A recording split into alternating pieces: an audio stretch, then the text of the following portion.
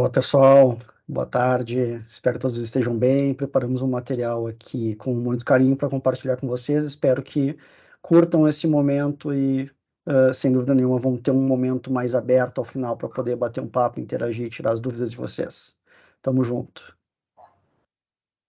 Oi, pessoal, boa tarde. Então, brigadão pela presença de todo mundo, estamos muito felizes de estar aqui com vocês e esperamos, enfim, poder agregar bastante aí na jornada de vocês também. Legal. Valeu, Sérgio, Pedro. Nós estamos aqui, pessoal, para, como o Sérgio falou, com bastante carinho, trazer a nossa expertise, o nosso conhecimento ao longo de mais de 17 anos de jornada, desenvolvendo inovação corporativa junto a grandes empresas. Vocês que estão aqui conosco hoje, acredito que a grande maioria já tenha conhecimento da InnoScience, mas falando um pouquinho da gente aqui também, somos uma consultoria especializada no tema da inovação corporativa, uma jornada de mais de 500 projetos de inovação desenvolvidos, mais de 350 empresas em todos os setores da indústria, né? E hoje, algo que nos deixa bastante orgulhosos é tratar esse tema aqui de uma maneira bastante disciplinada e tendo o reconhecimento hoje de poder atuar com 20 das empresas mais inovadoras do Brasil. Então, isso para nós é um motivo de bastante orgulho e a gente vai buscar trazer toda essa expertise em prol de vocês aqui no dia de hoje. Mas, antes da gente começar, a gente gostaria de conhecer vocês também, entender um pouquinho do nosso público, quem está aqui conosco hoje, até para que a gente possa ir direcionando o nosso conteúdo de maneira bastante adequada. Então, essa é uma pesquisa aqui que a gente vai fazer com vocês, de ter esse reconhecimento do público, que é anônimo, então fiquem super tranquilos, o objetivo é apenas a gente ter essa foto do público que está aqui conosco. Queremos saber em qual empresa você trabalha, qual segmento que atua, e a sua experiência, tipos de boas práticas, até mesmo iniciativas de intraempreendedorismo que vocês já tiveram a oportunidade de trabalhar.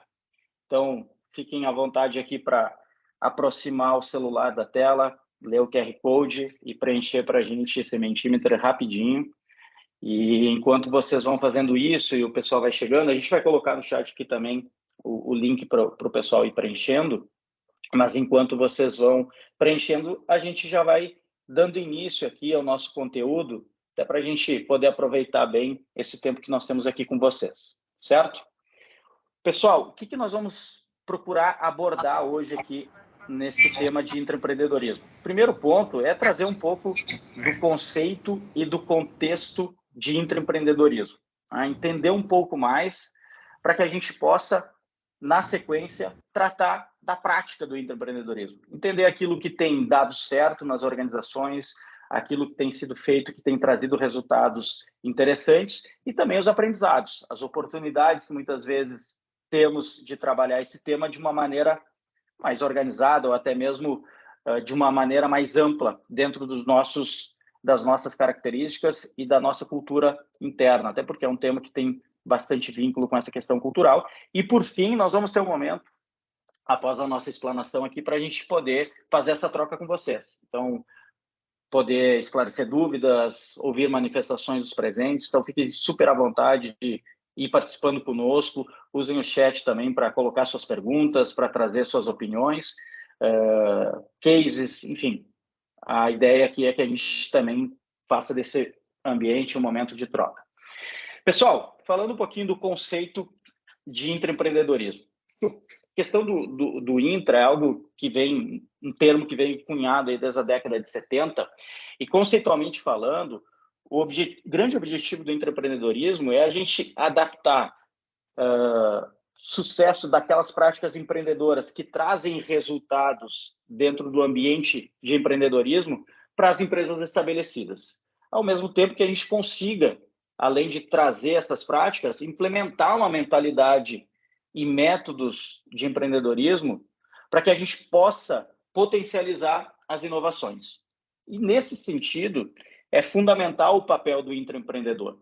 E quando a gente traz esse contexto de intraempreendedorismo, o intraempreendedor ele impulsiona a inovação pela característica dele. são as pessoas que têm uma motivação bastante elevada, vão além do que precisa ser feito, né? Provocam a mudança, muitas vezes, no status quo, são orientados para a ação, são pessoas que se sentem à vontade para trazer essas provocações dentro dos limites que a organização traz, e são pessoas, são profissionais que se destacam principalmente por trazer algo novo, né?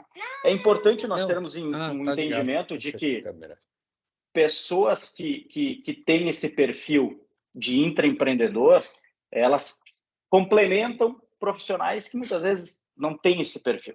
Importante nós termos esse entendimento também, né?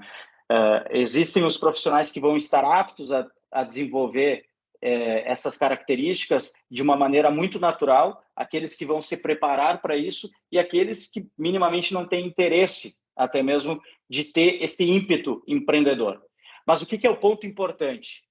É fundamental que os intraempreendedores, quando se destaquem, estejam dentro das organizações. É melhor que eles estejam dentro da nossa organização do que fora, produzindo algo interessante que possa até mesmo daqui a pouco trazer impacto para o nosso negócio.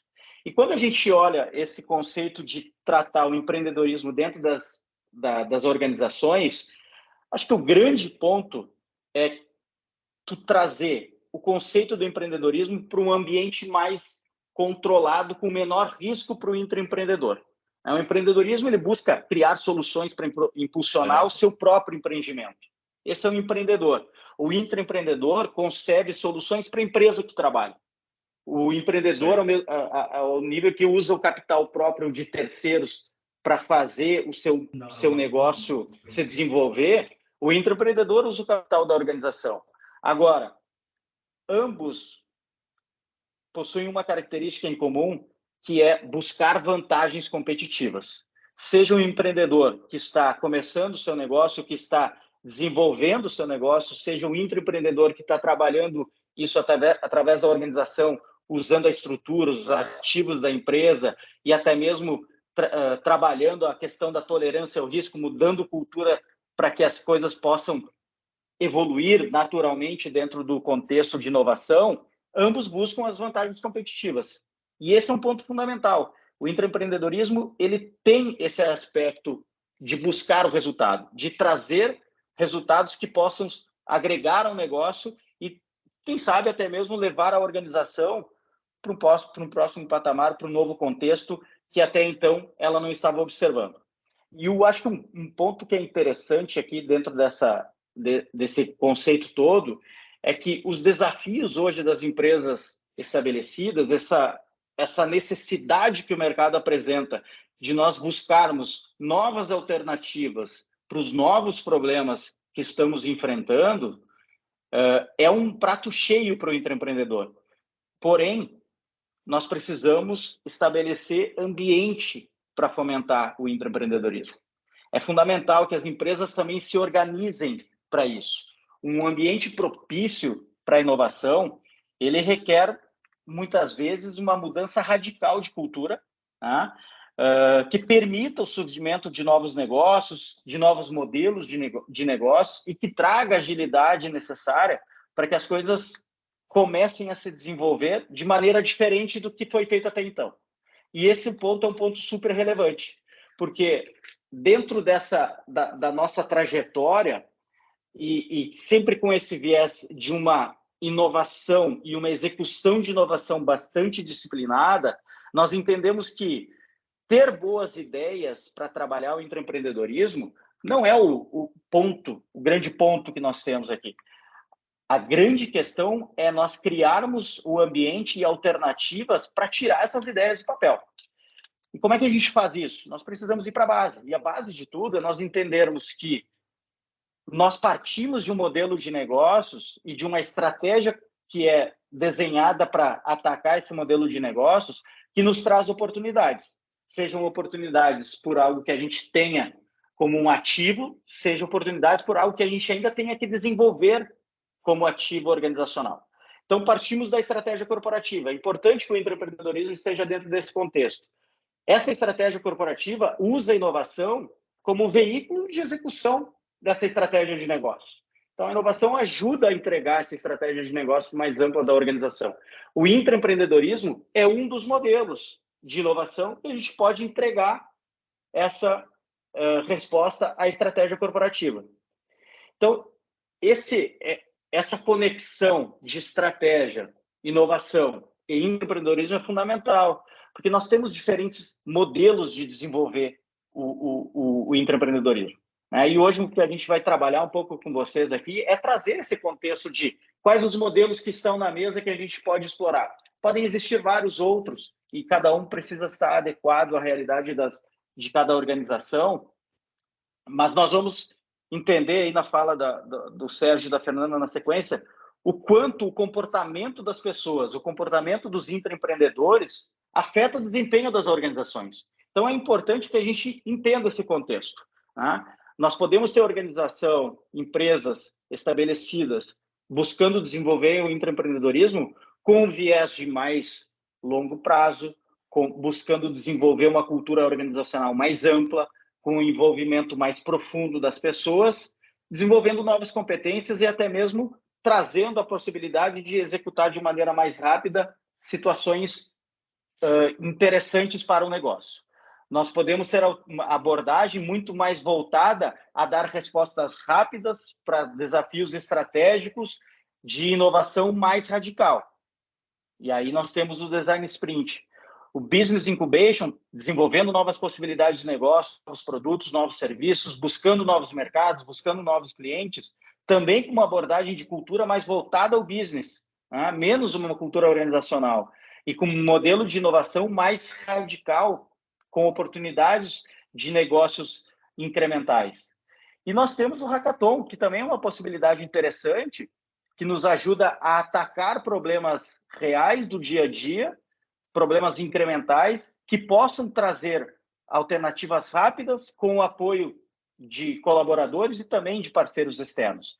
Então, é importante nós termos esse entendimento de que o contexto do intraempreendedorismo ele precisa estar alinhado ao contexto da organização.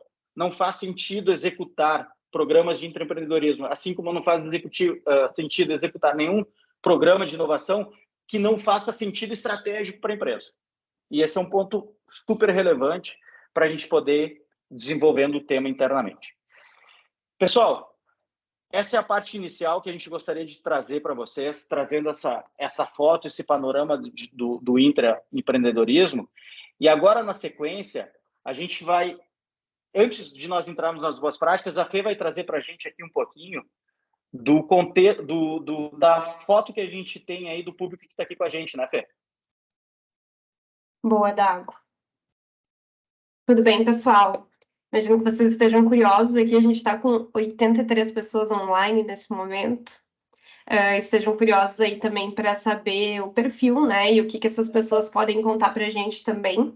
Eu vou convidar uma última vez. Quem não respondeu ainda, pode responder. A gente vai agora olhar parte das respostas e lá mais para o final a gente olha a última delas. Então, ainda dá aquele tempo de responder e a gente vai chegar lá. Então, o que temos aqui, pessoal? Temos aqui alguns nomes interessantes, vemos vários clientes, feliz por encontrar vocês aqui, temos alguns também parceiros de negócio, temos quem?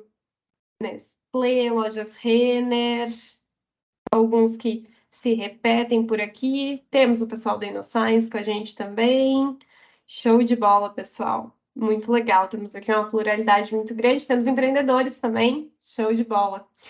Vamos olhar como está dividido o segmento dessas empresas. Então, temos uma concentração maior aqui de pessoas em serviços financeiros e outros, né? O outro sempre ganha. E farmacêutico, varejo, bens de consumo, pessoal da tecnologia. Muito bom, gente. E agora, a parte que me interessa é saber como que está a experiência desse povo com o intraempreendedorismo. Então, a gente vê aqui que tem um pessoal que está tendo um primeiro contato com o tema hoje. Estamos felizes de estar fazendo parte desse primeiro contato. A gente tem uma boa parte das pessoas que já gerenciou programas e iniciativas de intraempreendedorismo. Então, aqui, boa parte desse pessoal e também boa parte do pessoal que já tem o conhecimento do que é. e alguns que participaram como intraempreendedores. Muito legal, estamos curiosos para saber como foi essa experiência. Convidamos até vocês a colocar no chat como que foi a experiência de estar intraempreendendo. Chegamos aqui em 39 respostas. E aí, para a gente conectar já com o tema que nós vamos trazer na sequência, a gente perguntou para vocês que boas práticas vocês já observaram ou executaram. Vamos ver o que a gente vê por aqui. A gente tem alguns nomes mesmo de projetos que já executaram. A gente tem algumas práticas que é o tema de a gente resolver dores reais.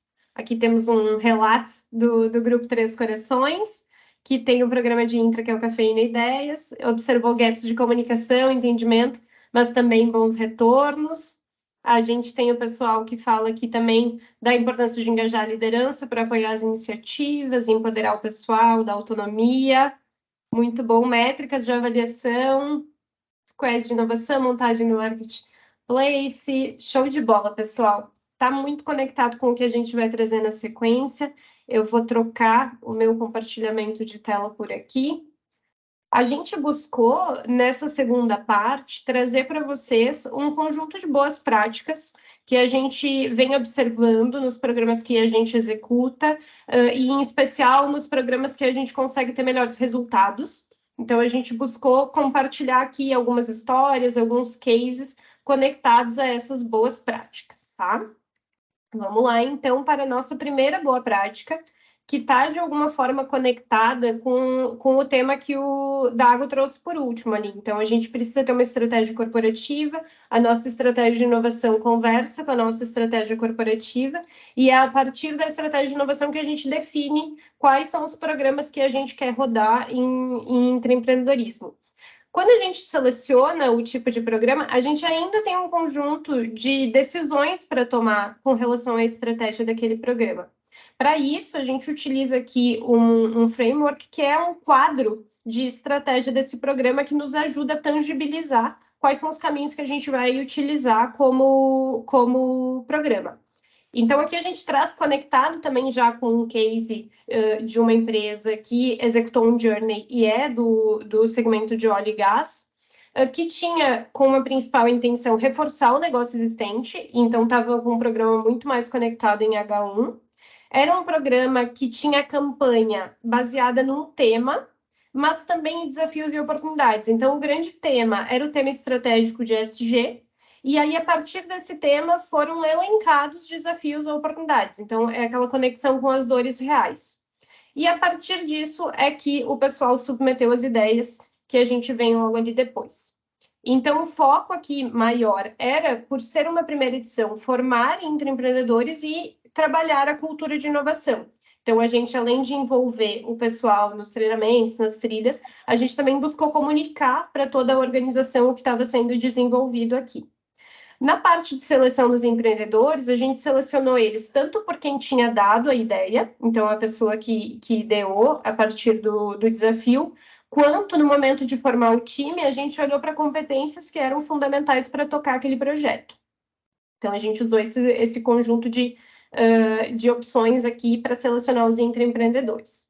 Quanto aos mentores, se optou inicialmente por a gente trabalhar com mentores internos para apoiar os grupos, e a gente não utilizou parceiros externos para o desenvolvimento, também porque o nível de entrega que o grupo ia chegar era até um protótipo inicial. Então, tem alguns programas de intra que são mais focados na parte de entendimento de problema e ideação de solução, alguns que vêm para um protótipo de baixa fidelidade e alguns que vão para um protótipo de mais alta fidelidade já nessa rodada. Para isso, influencia muito aqui o tempo que a gente vai ter para rodar o programa.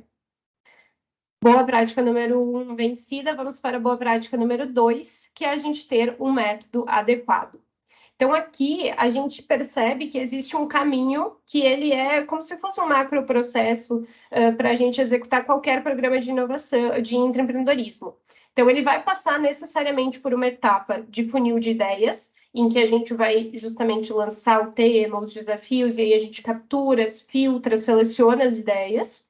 Aí a gente vai para a execução em si, que pode ser ali por meio de um journey, por meio de um design sprint, do hackathon, do business incubation. E depois que a gente executa isso, a gente tem esse momento de oficializar a entrega, que é esse produto gerado no projeto. esse produto, geralmente, ele é apresentado num Demo Day, num momento de apresentação aqui para toda a organização e também de amarração de próximos passos desse projeto. Depois que isso é feito, a gente tem uma etapa de reconhecimento. Então, isso aqui funciona para praticamente todos os programas e ele está envolto aqui da cultura empreendedora, que é o grande driver que está influenciando todos esses pontos. A gente trouxe aqui do lado direito um case que a gente teve de um programa que a gente teve a oportunidade de redesenhar, quando ele já tinha 8 anos de existência, então é uma empresa que é uma instituição financeira, que tem mais de 90 mil colaboradores, e com esse redesenho a gente conseguiu gerar aí mais de 50 mil ideias que foram capturadas. Então vocês vão ver nesse frame que a gente tem uma camada ali em cima, que é de engajamento, então ela é efetivamente conectada com a comunicação desse projeto. Então, a gente tem o momento de lançar a campanha, a gente tem o momento de fazer a manutenção, então lembrar o pessoal ao longo do processo, do tempo em que a campanha está aberta, de que eles ainda podem submeter ideias, eventualmente a gente pode fazer aqui alguns workshops também com o pessoal, e por fim a gente tem aqui a etapa de comunicação da divulgação dos selecionados. Na categoria ali de baixo, que é a base da nossa casinha, a gente tem efetivamente o processo. Então, ele passou por uma etapa de cadastro de ideias, depois de classificação, porque a gente tem aqui, quando abre um programa dessa magnitude, né, para uma empresa com esse número de funcionários, é muito natural que a gente receba todo tipo de input nessa captura. Então, eventualmente, a pessoa trata aquilo ali como uma caixa de sugestões, ou às vezes, enfim, tem todo tipo de tema que chega, então a gente classifica para ver o que de fato vai ser endereçado no programa. Depois a gente detalha isso, então essa etapa de equalização é a gente aprofundar no mesmo nível todas as ideias. Depois a gente faz uma rodada de priorização com base em critérios que são elencados ali inicialmente. E aí a gente leva para a seleção, geralmente aqui com a alta liderança da empresa, para depois poder premiar as ideias que vão ser levadas à execução. Então, esse aqui ele é uma etapa de programa de ideias, ele nem entrou ainda na fase efetivamente da execução desses projetos. Então, o importante é a gente ter aqui para cada, sob medida, para cada organização, de acordo com a sua estratégia, o método que é o melhor para a gente ter os melhores resultados, porque a gente se propõe. Um terceiro pilar dessa nossa lista de boas práticas aqui é a gente ter uma governança bem estabelecida. Então, a gente vê que existe a necessidade de a gente amarrar muito bem quais são os atores que a gente precisa ter participando dos programas de inovação. Então, a gente tem aqui o comitê, né, que vai fazer um papel muito estratégico na maior parte dos casos aqui e que é responsável, no geral, por avaliar as melhores ideias, deliberar a continuidade dos projetos. A gente tem os gestores das pessoas que são responsáveis por sensibilizar os times para que eles enviem a ideia, para que eles queiram participar dos projetos e também para que eles tenham tempo para dedicar aos projetos que estão sendo executados. A gente tem os sponsors dos projetos, então é a pessoa que vai efetivamente alocar o orçamento e garantir a importância estratégica daquele projeto, da execução daquele projeto. Ele também pode apoiar aqui na seleção do time. A gente tem a área de inovação, que gerencia essa iniciativa, então, além de estar próximo do desenvolvimento de todos os projetos, ela vai ser responsável por fazer todas as outras conexões que são necessárias para que o projeto ande dentro da organização, eventualmente fora, se a gente estiver contando com parceiros externos ou com mentores externos também. A gente tem as áreas de apoio, que cumprem um papel fundamental aqui relacionado a demandas de formalização dos projetos, como o contrato, NDA, também a comunicação interna do que está sendo feito, do reconhecimento das pessoas, e ainda de TI no que diz respeito a projetos que envolvem tecnologia e que podem mexer aí com sistemas legados da empresa. E o cerne dessa nossa estrutura de governança é, de fato, os intraempreendedores. Então, a gente tem os líderes de projeto e também os times que são responsáveis aí, de fato, por executar todas as atividades e aí fazer as etapas de discovery e fazer as etapas de aprofundamento e de validação. E tem uma figura interessante aqui, que a gente pega também dessa experiência que tivemos aqui em um hackathon com uma empresa da saúde, que é a de contar com mentores internos e externos, que eles não necessariamente estão conectados com a tomada de decisão dos projetos, mas que eles podem aportar conhecimento e, de alguma forma, aí também poder contribuir com as suas áreas de especialidade para o time que está executando o projeto. Então, essa é uma outra figura que a gente entende que faz bastante sentido e que gera bastante valor para o intraempreendedor. E, por consequência, para os projetos que a gente está executando. Quarta boa prática, estamos chegando na metade delas, a importância de a gente saber o que é sucesso para esse programa e aí a gente, de fato, mensurar isso. Então, a gente tem 3 tipos de indicadores aqui, então, 3 perspectivas aqui. A primeira delas é a de resultados. Então, resultados eu vou, de fato, estar medindo o que mexe o ponteiro da empresa. Aí, um exemplo que a gente pode ter aqui é o ROI dos projetos que foram implementados, tá? Ou a redução de custos com a implementação dos projetos. Na perspectiva de processo, a gente está olhando muito para o funil de inovação. Então, a gente está olhando aqui para a eficiência do nosso funil. Se a gente está conseguindo gerar um bom número de ideias lá no início, se a gente está tendo um bom equilíbrio das ideias que são aprovadas para execução e da execução dessas ideias até a gente conseguir coletar resultados. Então, aqui a gente tem alguns KPIs como esse que eu comentei há pouco, que é o número de ideias geradas, mas também aqui, daqui a pouco, a média de ideias por proponente. Então, a gente consegue ter uma noção do engajamento das pessoas na empresa para a geração de ideias. O percentual de protótipos concluídos, então, é todo mundo que conseguiu vencer aquela etapa do funil também. E, eventualmente, aqui, projetos aprovados para escala. E, por fim, a gente tem os indicadores de contexto, que medem, de alguma forma, o ambiente inovador ali da empresa. Então, estão mais conectados com cultura, e com a satisfação ali com o desenvolvimento dos intraempreendedores. Então, a gente pode ter aqui um NPS da experiência de quem participou do programa, a gente pode, de alguma forma, ter um indicador de aprendizagem para conseguir capturar como que aquela pessoa entrou e como ela saiu do ponto de vista de conhecimento do método de projetos de inovação. Tranquilo, pessoal, até aqui? Eu vou chamar o Sérgio para continuar. Vou conceder um controle aqui. Obrigado, Fê. Agora foi. Bom, pessoal, prazer estar com vocês. Dagoberto fez uma abertura incrível, trazendo um pouquinho do conceito, do contexto. A Fê fez o papel de apresentar algumas boas práticas, eu só não estou conseguindo fazer funcionar. Agora sim, aquela coisa que sempre dá problema na hora da prática, né? Mas o meu papel aqui é poder compartilhar algumas outras boas práticas, e a primeira delas é a gente poder pensar no balanceamento de incentivos ao longo das fases, principalmente daquelas fases mais relevantes para qualquer programa de intra. O Dago trouxe ali os modelos existentes, né? Ou seja, a gente pode trabalhar de diferentes formas, mas quando a gente fala em um programa de intra, a gente vai ter essencialmente alguns momentos-chave, como, por exemplo, a fase onde a gente vai gerar ideias e tentar botar elas para dentro da esteira do programa, a ponto de conseguir selecionar as melhores para rodar um bom processo de experimentação e, uma vez validadas as soluções, a gente vai buscar a escala delas, que é o momento onde efetivamente a empresa vai capturar valor por meio da inovação. E uma vez que a gente olha para esses momentos mais chave, a gente entende que eles também possuem complexidades distintas. É muito mais fácil eu propor uma ideia legal do que eu pegar essa ideia que está no PPT devidamente estruturada, botar ela em prática e fazer ela gerar algum impacto positivo. Da mesma forma que é mais fácil eu experimentar uma determinada proposta de solução do que eu pegar ela e conseguir encaixar dentro do meu contexto para escalar isso para a área interessada e eventualmente para outras áreas de negócio. Então, quando a gente olha para isso, e aí acho que apareceu uma janela na tela aqui, Fê.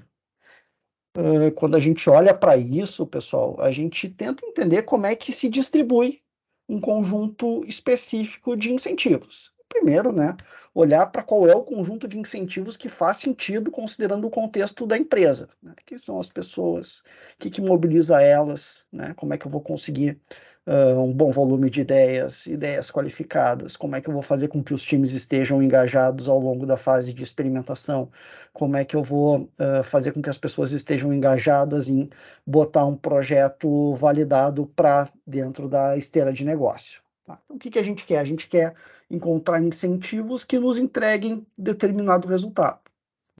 Então, só a título de exemplo, né, quando a gente fala em reconhecer os idealizadores, a gente pode falar em distribuir um determinado selo digital para as pessoas que tiveram maior volume de ideias, numa espécie de ranking. Né? Quando a gente olha para o outro lado da moeda, que é a fase da implementação, a gente quer recompensar aquelas pessoas que estão gerando ganho para a empresa. E uma das práticas que dá para lançar mão é, por exemplo, inserir um adicional de PLR para o cara vinculado ao resultado desse processo de implementação. Então, entender o público, entender o conjunto de incentivos adequados, distribuir esses incentivos adequados ao longo do processo é fundamental. E, naturalmente, não tem uma fórmula mágica aqui. Se, eventualmente, eu estou na terceira edição do programa e eu estou com uma lacuna no momento da ideação, poxa, eu vou precisar repensar o conjunto de incentivos para fortalecer aquele determinado momento. Mas a gente precisa olhar para isso e fazer bom uso dos incentivos, conseguir melhores resultados. Eu acho que eu vou te derrubar aqui, porque está bastante lento. Então, acho que vai ser melhor aqui. Deixa eu só fazer o compartilhamento da minha tela.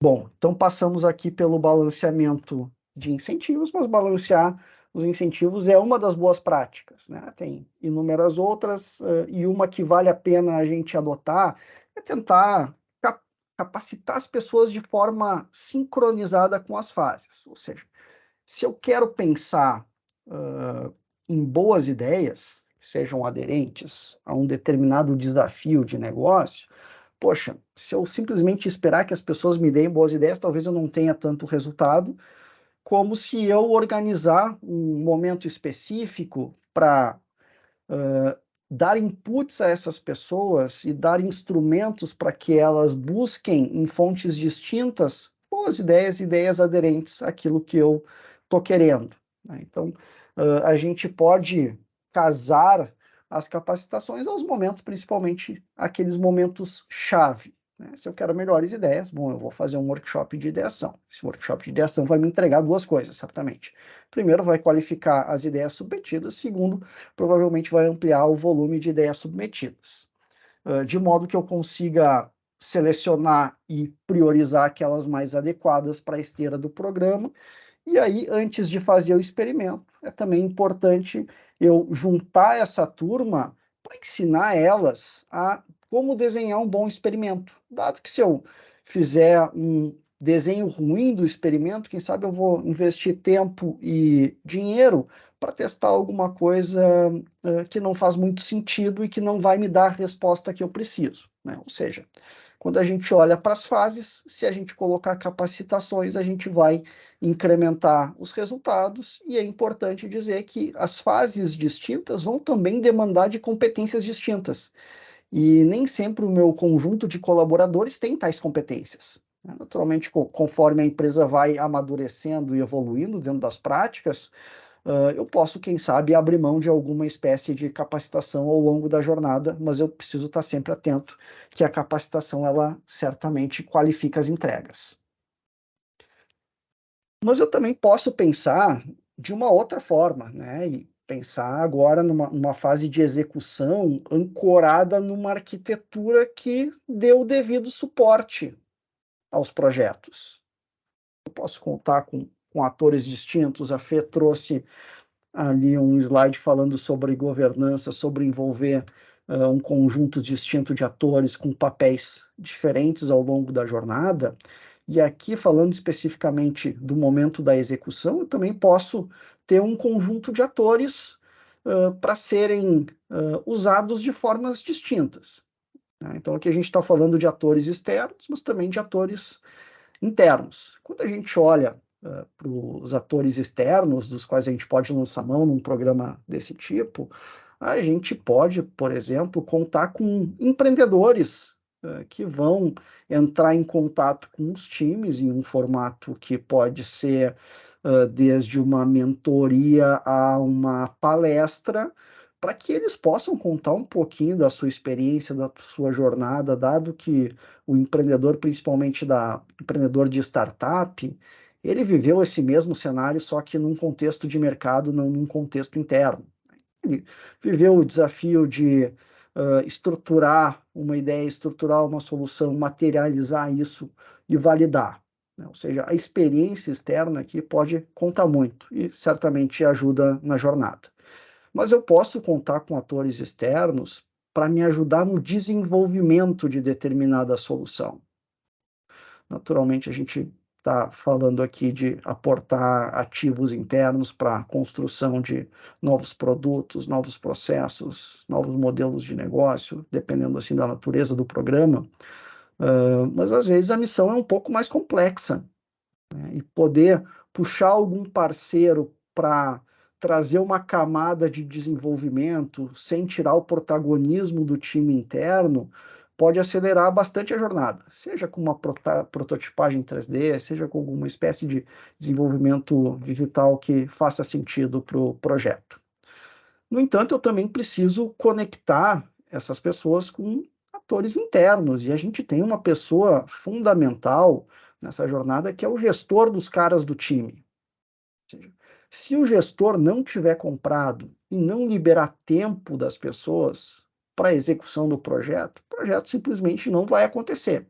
E a gente sabe que é sempre desafiador conseguir tempo das pessoas para execução de projetos, dado que está todo mundo focado nas suas entregas relacionadas às suas atividades core e estão fazendo a inovação numa parcela do seu tempo que, se não for bem organizada, vai acabar impactando o cronograma e entrega.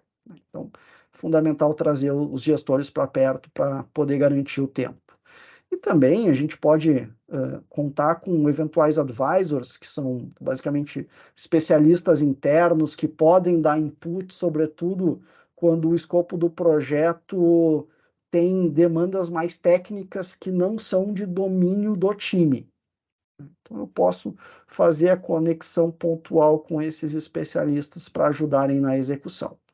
E ao montar uma arquitetura de suporte, pessoal, eu vou conseguir, sem dúvidas, maior robustez no entregável, maior agilidade, porque eu vou reduzir um pouco a curva de aprendizado. Naturalmente, os times não vão saber tudo e dominar todo o contexto e tudo que precisa ser feito, mesmo que eu faça uma seleção pautada em competências, sempre vai ter uma curva de aprendizado em algum momento.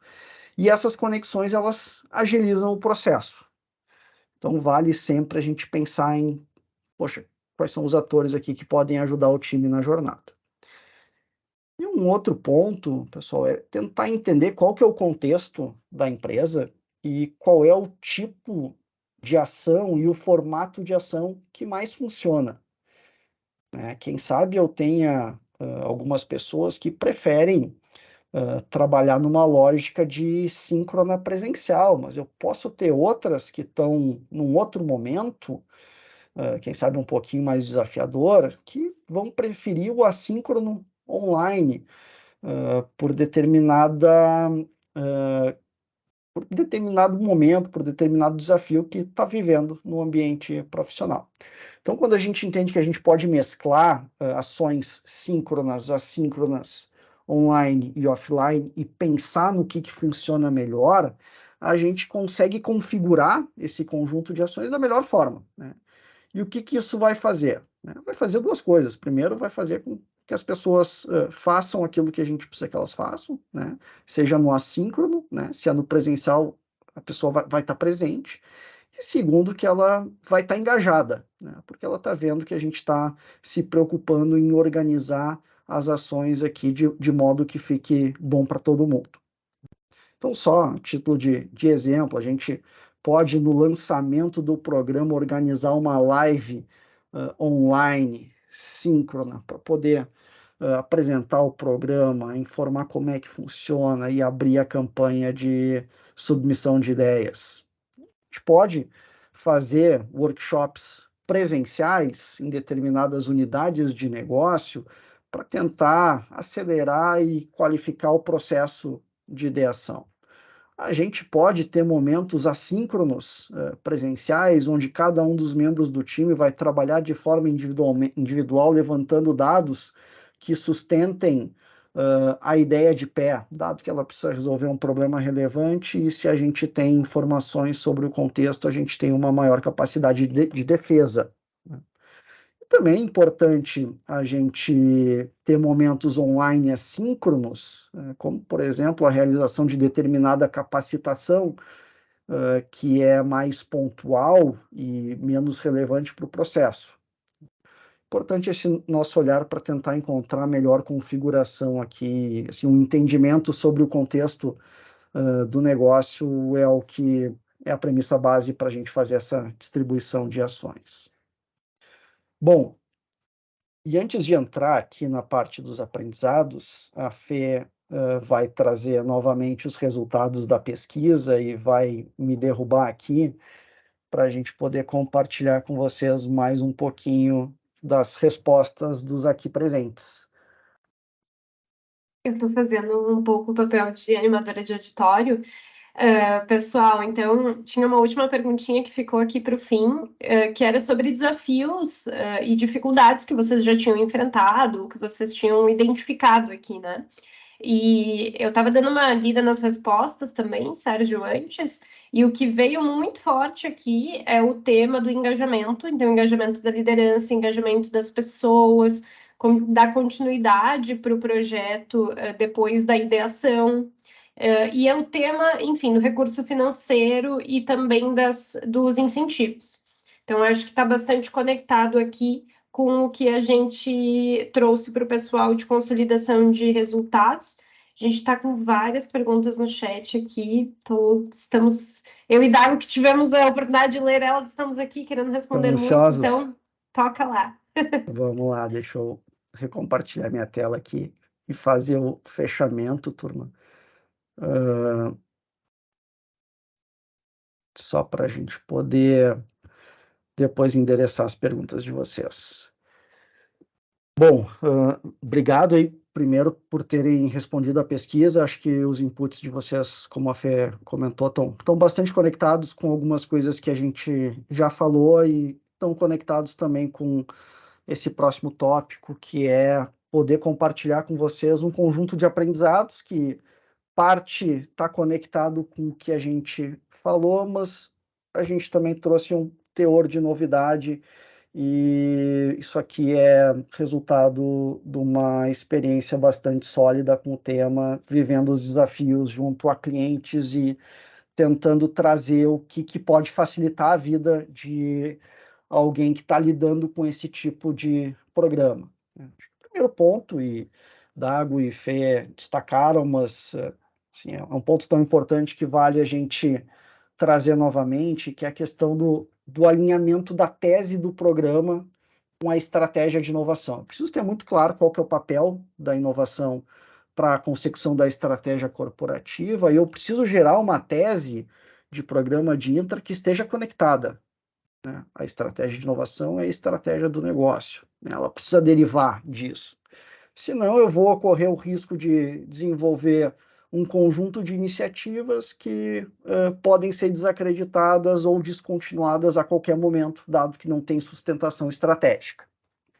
Segundo ponto é pensar no processo como um todo. Mesmo que a gente tenha modelos distintos e modelos já consagrados, a gente sempre vai ter possibilidades de rearranjar fases, gates, e é importante a gente olhar para dentro, olhar para aquilo que eventualmente vai funcionar melhor na nossa organização. Então, pensar em estabelecer os tempos e movimentos adequados, considerando o que a gente entende por fase, quais são os gates que a gente entende necessários, quais são os critérios que a gente vai usar para isso, mas não esquecer também do pós-programa, porque a transição entre o experimento e o rollout é fundamental para a gente capturar valor por meio da inovação. Não adianta a gente ficar experimentando ad eternum se a gente não tem uma boa estratégia, uma boa articulação interna para fazer com que o bom experimento seja rolloutado. Entender quem que a gente precisa envolver ao longo dessa jornada. Quando que a gente vai envolver essas pessoas? Qual é o objetivo desse envolvimento? Qual que é o papel dessa pessoa? Uma vez que a gente pensa nisso, nesse conjunto de atores e quando eles vão ser acessados e a gente faz o onboarding deles, a gente consegue dar fluidez e agilidade ao programa.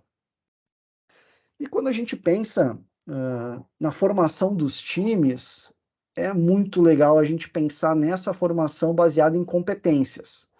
E essa aqui é uma boa prática que ela é ainda pouco vista no mercado, porque ela dá mais trabalho, que é poder entender bem qual que é o escopo do projeto, quais são as competências necessárias para uma boa execução, pensar as pessoas com tais competências e com disponibilidade e interesse genuíno e fazer a acoplagem dessas pessoas ao time de projeto.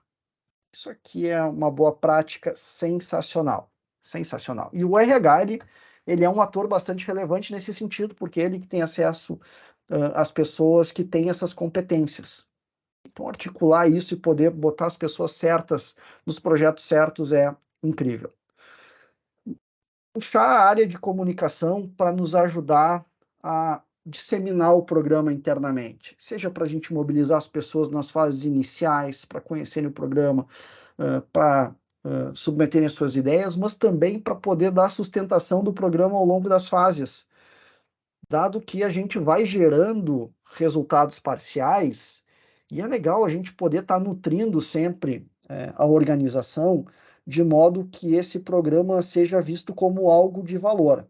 Se ele não for visto como algo de valor, a probabilidade disso se perpetuar ao longo dos anos é baixa, né? Se a gente não comunica bem, a gente não gera esse senso de relevância. E é importante também a gente, mesmo num programa de intra, poder olhar para fora, poder entender a complexidade dos projetos e ver em que medida faz sentido acionar parceiros externos. Realmente, pensando que uma camada pode ser feita pelo parceiro externo, mas que o protagonismo da iniciativa ele é do time da companhia.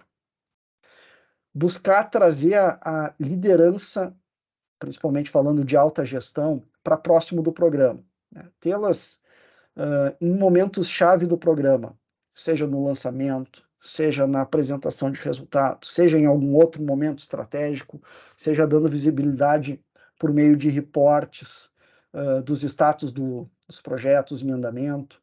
Enfim, a gente precisa entender bem a liderança, o conjunto de ações que a gente consegue implementar para trazê-los para próximo, mas nós precisamos fazer isso. Tá? Porque se o programa não for relevante para a alta gestão da companhia, não vai ser para mais ninguém. E por último, não menos importante, lá no início do programa, estabelecer questões relacionadas a funding. Ou seja, eu vou tirar uma ideia do papel, vou transformar ela num projeto, esse projeto naturalmente tem um custo, seja ele HH, seja para aquisição de determinados recursos. Então, há um custo envolvido nisso, sim, né? Pode ser grande, pode ser pequeno, vai depender da natureza do projeto, mas eu preciso saber quem é que paga isso, e eu preciso, sobretudo, saber quem é que paga o sucesso disso. Ou seja, se eu fizer um bom experimento, ele for bem sucedido, eu for escalar, a área interessada que ela já está com um orçamento garantido para 2024, eu já fiz essa articulação previamente, porque às vezes a gente perde de rolloutar um bom projeto por falta desse alinhamento que ele é muito básico. Então, esse aqui é um conjunto de aprendizados que a gente teve rodando uma série de iniciativas como essa, junto a grandes empresas, e eu queria, pessoal, fazer o papel de resgatar aqui a nossa trajetória ao longo dos últimos minutos, né? Falando um pouquinho de conceito, de contexto, trouxemos um conjunto estruturado e organizado de boas práticas.